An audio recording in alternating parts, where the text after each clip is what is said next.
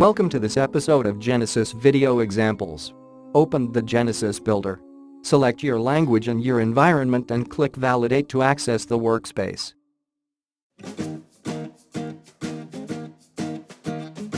Click New Source.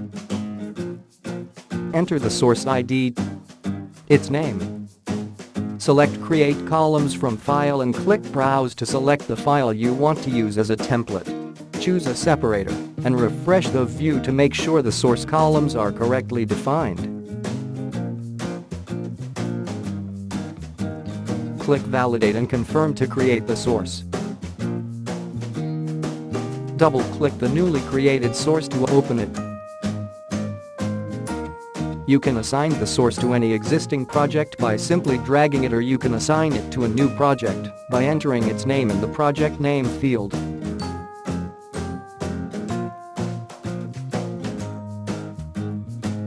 If you save the setup and click refresh, you see that the source is now under the new project named Sales. You can review here different options regarding the global data flow behavior.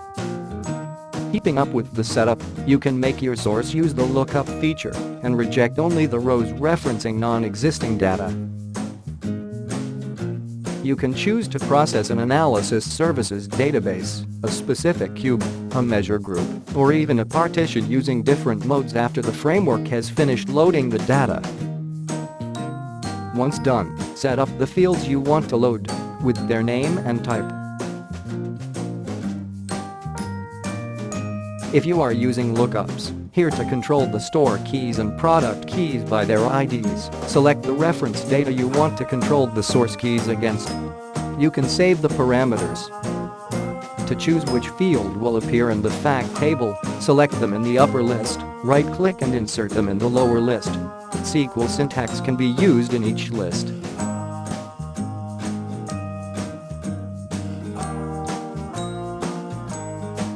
At this time, the structures of this source, numbered 803, do not exist yet. You need to generate the source from the setup to launch the creation of the structures and finalize the process. The structures now exist and the data flow is ready. To load a data file, open the GeneSSIS Supervisor, select your environment and language.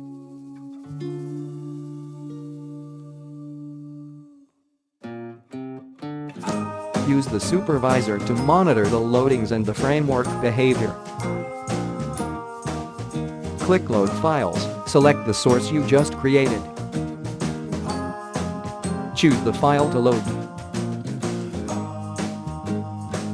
Review the loading options and click Launch. The loading appears in the supervisor list. Visual indications show you the data flow status throughout the loading steps. You can see here that 22 source rows were rejected. If you remind, we defined this behavior earlier using the builder. To check what keys were rejected, click the Rejects tab.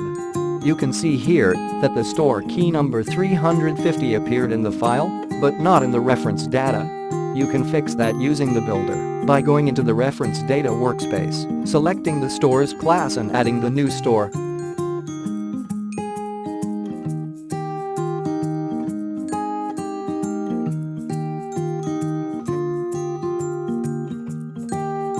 Now you can simply reload the file by right-clicking on it in the supervisor.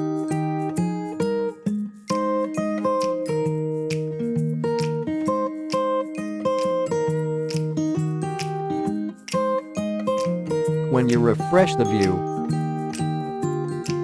you see that all the rows are now loaded and the partition is processed. For every source, you can insert custom data transformation scripts between each step of the data flow. Thanks to GeneSSIS, what would have taken months or weeks of development time now takes you a few minutes to implement. Thank you for watching.